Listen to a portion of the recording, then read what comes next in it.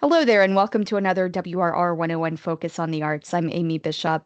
For nearly 30 years, the Mimir Chamber Music Festival in Fort Worth has been a destination for chamber music lovers in North Texas and beyond, quenching the thirst for live classical music during the heat of summer, and it is returning with performances at the Kimbell Art Museum. With me today is Curt Thompson, the executive director and co-founder of the Mimir Festival. Curt, always great to chat with you. Thank you so much, Amy. Thank you for having me. This is always a highlight of the summer. I look forward to this as the sort of official start to the festival when I get to talk to you. It's a hot time of year, but there's some great music happening. Well, before we get into talking about each individual concert, I think it would be good to have a refresh on the origins of the Mimir Festival nearly 30 years ago. What's the story? Well, it's a Mimir was the god, the Norse god of wisdom. I planned to start this festival with a college classmate of mine from Rice when we were getting our doctorates together in Sweden. And when I was the violin professor at TCU at a very young age of 27. And when I got that job, we decided to start it in Fort Worth. And at the time, our only supporters were Swedish organizations, which you'd be surprised. There are a large number of them in Texas and certainly in the US.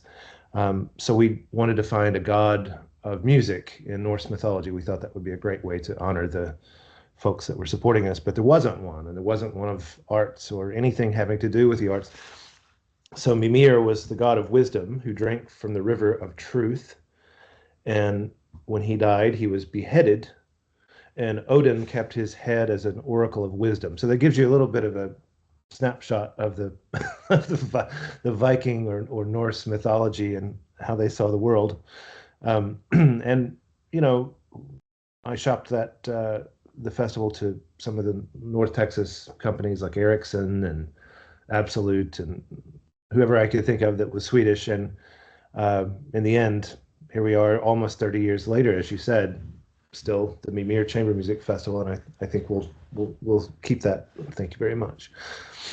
It's becoming more rare to see festivals that have had this sort of longevity. What is the secret sauce for keeping it going? It's a, that's a great question. It's a lot of hard work, I can tell you that, but it's also the relationships that we've built with our audience and with our supporters and with each other.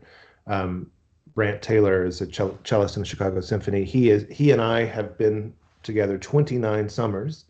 This will be so we really, along with Johan Frest, started the festival and we've kept at it. And some of the others have been coming for as many as 25 years. So it's a little bit of a family reunion, both for us on the stage and for our audience members who've followed us in our careers throughout the years. And so yeah, sometimes I've described it as a Methodist potluck dinner where everybody brings their best and it somehow works out and we have a great time together. And I think that's a lot of festivals have sort of a rotating faculty or just exist on visiting artists, whereas we really try to keep the family together as much as possible. And I think that's, if there's a secret in the sauce, that's it. Mhm. Did you ever imagine that it would go on for as long as it has when you started it? No, I had no idea that it would. And sometimes I joke if someday I'll write a book on all the ways not to build a chamber music festival, because I think over the years, we've made corrections. But no, I never thought it would make it nearly 3 decades, and by 2027 it will reach 30. So that's something we're quite proud of. So you always include an emerging artist portion. Talk about why that is an important component to the festival. You're right. We from the very beginning, back then we started with 18. Sometimes they came in groups or in pairs. 18 young artists, emerging artists, we call them. Um, and we would put them in two groups and coach them throughout the day in those two groups. But sometime around, I want to say in 2014, we made a big shift to include only pre-existing chamber ensembles, and that has been fantastic for us. And some of the groups we've had come through are, in fact, I just saw one, the Aranes Quartet was at the as a chamber music competition in Japan recently. We see these young people are coming from all over the world. That group happened to be from the Sibelius Academy in Finland. This summer we have a wonderful group of 3 emerging artist groups, 2 quartets and a piano trio. The piano trio is the trio in residence at New England Conservatory. They're the Eris Quartet, so they won the Fischoff National Chamber Music Competition, which is the prize. Part of the prize is to come to Mimir. So we actually have a nice relationship with one of the 2 top chamber music competitions in North America, the other being Banff. Another quartet, speaking of Banff, the Kong Quartet, which originated in Hong Kong but has sort of lived all over Europe and the States. They were prize winners at Banff last summer. They're coming to us. And then we have the final group, the 3rd group, is a quartet from Melbourne, Australia, where I teach and work, and they are the Kite Quartet. So we're excited to work with these young people. They're fabulous musicians. And the reason we do it is somebody did it for us. We're really giving back to the next generation and hoping that they'll carry forward the Chamber Music Festival for 30 years. But these are really wonderful. You would not call them student groups. These are groups that are early in their professional careers that have won national and international competitions, and we're very proud to present them and to work with them and to guide them as they prepare, in some cases for other competitions that are coming up later in the year. So it's really a privilege. I'm sure through the years you've seen the ascent of some of these groups who have been previous emerging artists who have just continued to excel. That's absolutely true. We had a trio from the Colburn School of Music in Los Angeles, and actually they came through right after they were with us. This was last summer, I think. Last summer, yes. They came through Australia, so I got to see them here in Melbourne. But they're going gangbusters and have a bright future ahead of them. So yes, we are seeing their names in the social media circles and in the competition circles and in some of the Musical America and things like that. So we're really passing the torch to these young people, and it's a privilege to do so. Well, the festival definitely is a summer staple for DFW and beyond. Can you talk about how its uniqueness, what keeps people coming back? And you touched on this earlier as far as the secret sauce, but can you talk more about how it does sort of meet the needs of the North Texas community during a time when, a lot of art seasons are on hold at the time? People, like I said, are thirsty for some culture and arts during the hot months. So, can you speak a little more on that? Yeah, thank you. That's a great question. And I would have to say some of our favorite, if we have any favorite audience members, are people who came and experienced chamber music for the very first time at one of our concerts. And generally we find that if they come once, they come again. Chamber music it's such an intimate form. It's 1-2 apart, of course, groups of 3, 4, anywhere from 2 to 5 we have this summer. So it's small groups of musicians that are interacting and reacting to each other. I've sometimes called it as classical music's equivalent to jazz, where you're responding and generally the direction things are going. Obviously, the notes, but things can take their own form in the moment, and I think the audience catches on to that and the spontaneity of it and the intimacy of it. Of course, the venue, and this summer, one of the unusual things for us this summer is we are entirely at the Kimbell Art Museum's Renzo Piano Pavilion. That has to do, we've always performed there. We love to perform there. The TCU School of Music, which is its home base, is under renovation at the moment, the spaces that we normally use. So we weren't able to use that space. And, I think this is a real opportunity for us to to welcome an audience that maybe hasn't come to any of our concerts before. But I think the immediacy of it, the other thing is that for many of the composers we're presenting, they put their finest work into chamber music. I mean, this is them often with their hearts on their sleeves. I mean, again, the intimacy of the composition leads to the intimacy of the performance and the audience reception of that performance. So I think for a lot of our members who might be regular attendees at the symphony or the opera or whatever it might be, find this to be something much closer. And of course, the people we're presenting is a little bit like an all-star team of, they don't have to travel to Cleveland. We have one of the principals of the Cleveland Orchestra is one of our regulars, Chicago Symphony, Houston Symphony. We're very, very excited to welcome back Alessio Bax, who used to be based at SMU and in Dallas and has gone on to doing great things. Anyone who knows Alessio will be excited to hear and see him again. So it's a combination of things, but I think at its heart, what we all recognize is that it's very special because it's just we all become one. A room of 300 people becomes essentially one, which is something you won't find in many circumstances. Yeah. Well, let's dive into talking about each concert, starting July 1st with Franck Respighi and Mendelssohn. Well, the Franck and the Mendelssohn, I mean, César Franck wrote this violin sonata as a wedding present for the great violinist Eugene Ysaÿe. And it's just a fantastic piece. I love this piece. So that and the Mendelssohn String Quartet in A minor might be familiar with the audiences. Mendelssohn actually sort of borrowed from a late Beethoven quartet when he wrote that piece.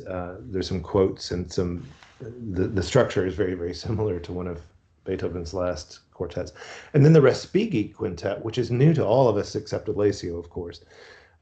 He's introducing this to us essentially. Alessio's Italian, as you know, and this is a piece from his homeland, but we know it from listening to it, but none of us have played it except for Alessio, so that's exciting. And then in the second concert on the 3rd of July, this is a special one. We have a Mozart piano quartet to start, and we're finishing with a Benjamin Britten string quartet, which is a great piece of music. But in the middle, we have our first commissioned work by Kian Ravai. It's like Hawaii, but Ravai. And I'm very proud to talk about this. We have one surprise that I can't tell you yet, but it's a piece for string quartet and narrator. And we're just finalizing the narrator part, so I will have to follow up with who that's going to be. But this is a piece called A Free People. And the commission was to commemorate the 250th signing of the Declaration. It takes its text from the Declaration, and it's a co-commission with James Ennis, who I had the privilege of working through this process with, and his Seattle Chamber Music Society, and the Charlottesville Chamber Music Festival, where, of course, Jefferson used to be.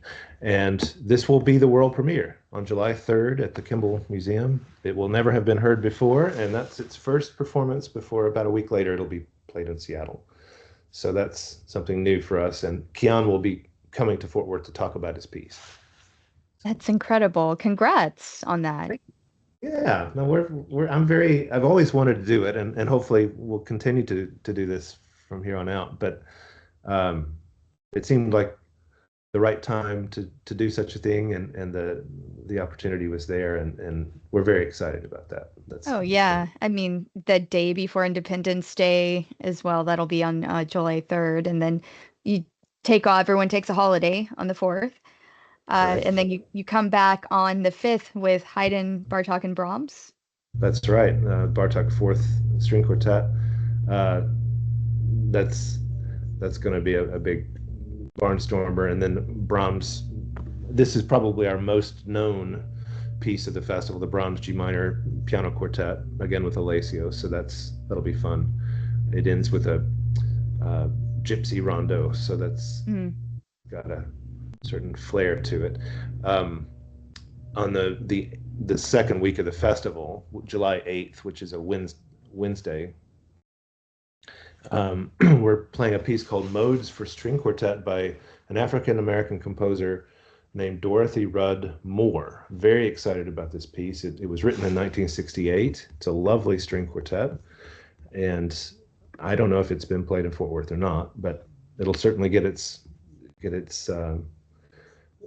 day in the sun that or evening in the sun. And then we have several works, shorter works in that program. There's three trios by Sibelius, Arvo Pärt, and Mozart, performed by the Horshofsky Trio. This is a new crew for the second week.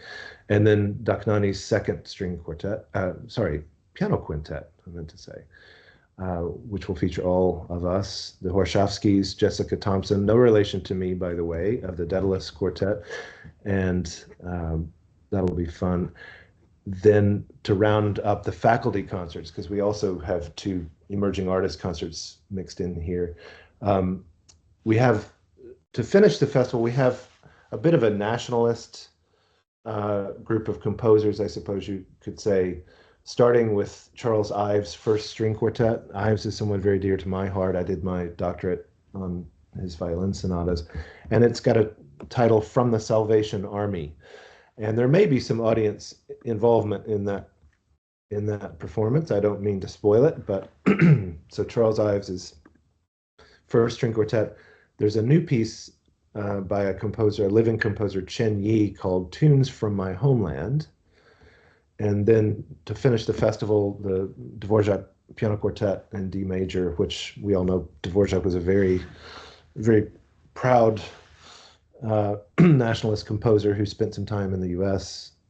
trying to get us interested in our own music, actually, during that time. So that's it. It's a little bit of some things familiar and some things less familiar and some things entirely unfamiliar to our audience. Yeah. What is the process when you're putting together these puzzle pieces of repertoire for each year? Do you first approach the artist and ask them for their preferences, or do you have certain pieces you want to include, and then you reach out to these people and say, "How are you? Are you good with playing this piece on the program?" That's another great question, Amy. It's a several conversations. Uh, the pianists are generally, since they have the most notes to consider, we often give them a little bit of a first choice of some of the things that they would like to do. But it's a negotiation like anything else. All of us have things we sort of pitch to a committee of two, which is Brant Taylor and me. Brant does most of the artistic assembly of the program, so he really deserves the credit for our programming, and we're known for it, and we I think most people from the outside look at our programming and think, wow, that's a clever way to build that. But it series of emails, phone calls, scratching heads, and it takes us sometimes it takes us longer that way, which Yeah. we tend to announce our repertoire a little bit later than other festivals, but we don't typically put on the war horses that a lot of summer festivals do, where you just sort of slam them together and put out another, oh, here comes, piece X again. We've never done that. We stretch ourselves to playing difficult repertoire, but we know each other so well that we can put it together in very, very short, limited amounts of time, which is part of the excitement for us too, because we're not playing like I said, the summer war horses. This is not the festival for that. So we're not sitting by the pool enjoying ourselves in between concerts. We're working Yeah. all day, every day. Have you ever had a situation where you've got two artists who are, performing on different nights who both want to play the same piece? You almost have to like flip a coin or you choose who gets what if they both want the same work to play. It, I've said that's happened. Certainly, we've had situations where maybe somebody wanted to play something, but another person had just played it. I mean, there's a certain amount of path of least resistance that tends to win when possible.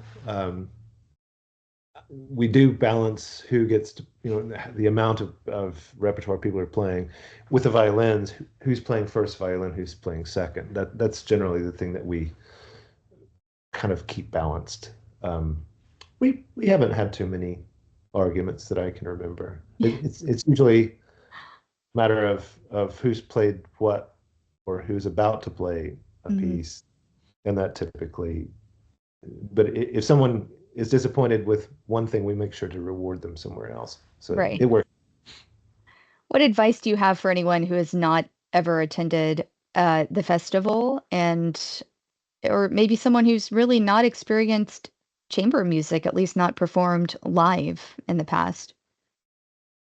I would say, look, from experience, and these are like I said, some of our favorite and most loyal audience members are people who came because somebody said, you should check this out. And they come, and I'm thinking of a particular person, um, Jim Haas, who will be, not only did he get converted, but he'll be smoking some barbecue for us at the sort of the barbecue before we get started. Uh, his favorite piece that summer was the most avant-garde piece we played. Um, and then that was surprising. You think, okay, here's some, just I wouldn't have thought that was his favorite piece, but it was. It was a quartet by Ligeti. And for someone coming for the first time, it's number one, it will compel them as a listener. There's nothing boring about it. There's nothing unapproachable about it.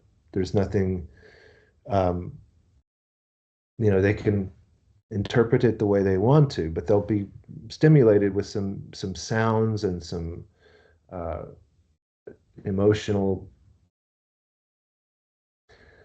musical moments that they wouldn't otherwise experience, and they can take those with them and reflect on them. And another thing, the average age of the stringed instruments on stage is probably about 1740 on average. If you took some earlier, some from the 17th century, but if you averaged out all of the ages of those instruments, yeah, it's early to mid 1700s. And so what an opportunity to go hear a voice that's been singing for 30 years, 300 years, almost as long as or longer than the Declaration, if you want to tie that in. And the trees that were felled to make those instruments might be from, you know, Yeah, 400 or something that's like that. that is so incredible to think of. I mean, I'd never thought of it like that, that some of those instruments are as old as our country, if not older. I know of a bass here in Australia that was made 500 years ago from a tree that was 1,000 years old. So, sorry, the tree from that was 500 years old when it was cut down. So that bass is 1,000 years old, and it sounds great. It's a beautiful instrument. So yeah, for even just for that, I mean, if someone's curious about what does that sound like, and Yeah. is it really that much better, and I can tell you, yes, it's really that much better, particularly in the hands of the people that are playing them. Yeah. Is there anything else you'd like our audience to know about the Mimir Festival? uh, well, come and see it. I mean, I suppose one thing we're a little bit concerned about this year is that we are entirely at the Kimbell, which is great. So they can actually come and see such a beautiful, beautiful space. it's just that people associate us, rightly so, with TCU, and we won't be there this summer. So so that I'm a little bit worried that that might be confusing, although I think people will understand that. The commission will be fun. We'll have some other surprises in the summer that will be a lot of fun for our audience. And these emerging artists are just terrific. I mean, those concerts are on July 2nd and 9th. They have some great repertoire to play, both the two Mendelssohn quartets among them, and some Haydn trios. The trio is headed to an international competition later this year, so they'll be taking one of their pieces for a ride, so you can come and see how they're doing. I'm sure they'll do very, very well at this competition. But yeah, just come. If you know a lot about chamber music, you'll be thrilled. If you know nothing about chamber music, you'll be thrilled. So just come, hear it. I guess I can't guarantee you'll love it, but I think you will, and I think you'll come back. So please join us. Great. Well said. I've been speaking with Curt Thompson, Executive Director and co-founder of the Mimir Chamber Music Festival, returning to Fort Worth July 1st through 10th at the Kimbell Art Museum. You can get all the details and find ticket information at mimirfestival.org. That's spelled MIMIR festival.org. Curt, always a pleasure. I always feel smarter after I talk to you. So thanks again for your time. Sorry you feel that way. No, thank you very, very much.